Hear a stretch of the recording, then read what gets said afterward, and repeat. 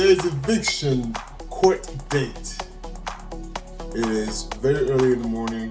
I slept terrible, but Christopher slept like a baby. Right, Chris? Yeah, I slept terrible too. Did you sleep terrible because of today? Because I took a nap before I went to bed. Yeah, you know, I told my client you were taking a nap. He was like, what? Who takes a nap at 7 p.m.? I said, I don't know. But yeah. So, yeah, court date. Court date is here.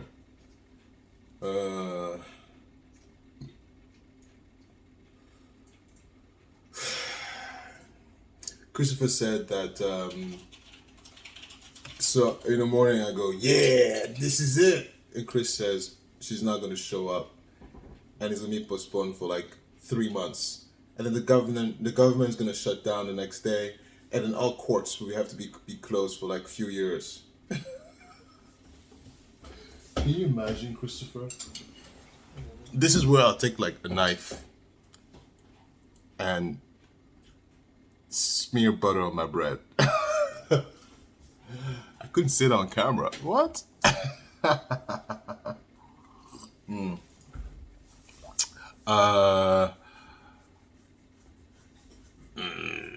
I don't know. Anyway, so today, what's on the menu?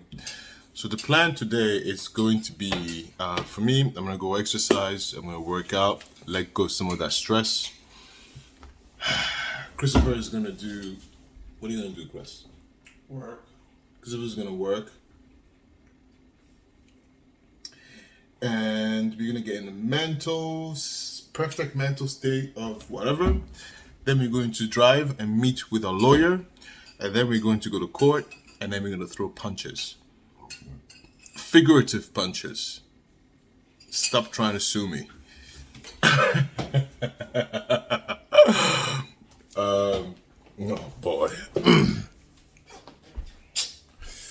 Look at all this. Look at that education right there. Look at that education. That's right. Education. The camera is acting up. All right. So, truthfully, how I'm feeling. I'm feeling stressed. I'm feeling a little bit stressed, but I'm more nervous and I hope we fall on a sensical judge. My fear is that we get a nonsensical judge. My fear is that we get a judge who's just, I don't know, had a bad day and is like, fuck you, landlords. My hope is that I get a judge who is, I don't know.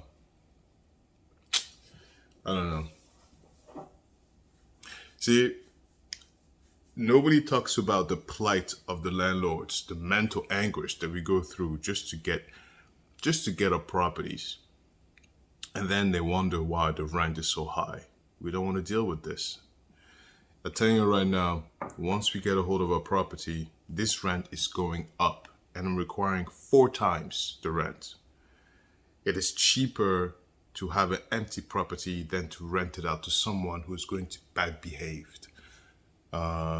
So that's that. I guess we'll play into the statistics of the housing crisis until the government get their shit together. It's not my responsibility to take care of others. I'm not Jeff Bezos. I'm not that rich yet.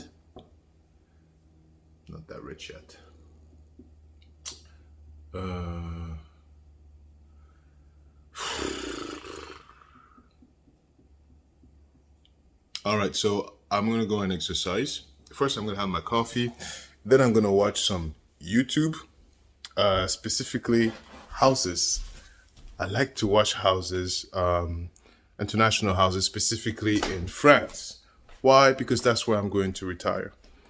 And so I'm going to do that. I'm going to finish my coffee while watching and daydreaming about my retirement future. And then I'm going to research a little bit on my investments, my stocks and stuff like that. I'm going to research on a few stocks that I'm interested in. Just do some research, take a shower, get the folder. Oh, let me show you the folder. Let me show you the folder. And this is what I'm trying to tell you about being due diligent if you're going to be involved in anything requiring money and investing, right? This whole thing right here. Let me see if I can just... There you go. This whole thing, right about here, all of that. It's all the documentation, proof, communication, licenses, everything, text messages, everything that has in relation, invoices, receipts, original, everything that has to do with this house is in here. And oops, camera's acting up. Wait. Let's see. There you go. Perfect. Where's my coffee? So we're there. Okay. Yeah, because the number one cause of failure is lack of due diligence. So if you don't know what the hell you're doing, you have no business being in the arena. So to play with the big boys, you have to know what the hell you're doing. And if you don't know what the hell you're doing, you better catch on very quick, right? And that's that. So the level of stress is definitely lower because we have this folder, and it makes it easier to kind of see where we're going and navigate. I don't know what I would, like, when the lawyer was talking to us, he's like, do you have this? I'm like, yeah. Actually, we made his job a lot easy. And then that's that. So let me finish my coffee. Let me do my daydreaming, looking at my homes, future homes. And then I'm going to do some research. Then I'm going to go to the gym. Then I get back to you in the car when we're driving over to the lawyer. And then I will tell you how the court goes.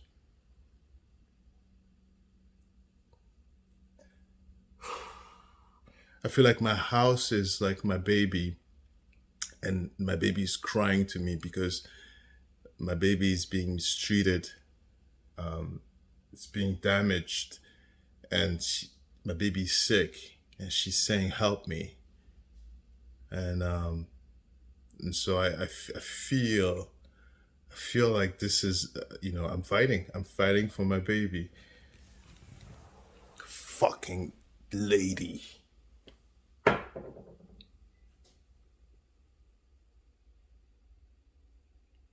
I'll report back later. Okay. Oh, shit. Court time.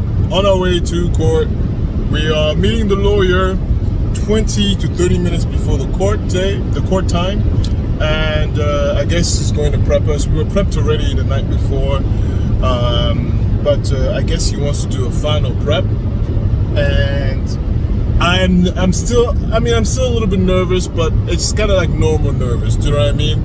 It's one of that nervous where, look, if you're not nervous, then you're made of stone. If you have issues and you don't have an emotional reaction to them, then you're just dead inside. Christopher, what's going through your head? Nothing. This is a slam dunk. He's dead inside. If the lawyer said it's going to be easy, then I believe the lawyer. Yeah, it all comes down to the judge. If we get a crazy judge, ooh. So that's it. Look, we have a long ride ahead of us, and I don't know. I'm gonna use my phone for something else. So report back after the court with good news or bad news. Hopefully it's good news, right, Chris? Sure. Hopefully it's like, yeah, or it's gonna be. Alright, bye.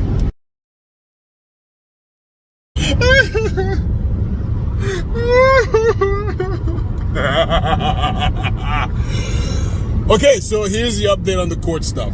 So the bitch didn't fucking show up. And she didn't show up to court. Her lawyer was awesome. And the judge was sensible English, whatever. So this is what happened. So we show up to court. We're waiting for her. Our lawyer was saying if she shows up, you can negotiate. Here's how you're going to negotiate. You're going to give her like X amount of days to vacate the property. You know, in exchange, you're going to have to go through all the hassle. And in my head, I'm like, I'm not negotiating with no deadbeat. But, you know, I didn't say that out loud. So, long story short, she didn't show up. And then, of course, we were there, and it was made judgment in our favor. We gave the court all the evidence, and that's it. The judge granted us the judgment. Sorry. He has to look to his right. Sorry. Am I good? Am I safe? All right. Okay.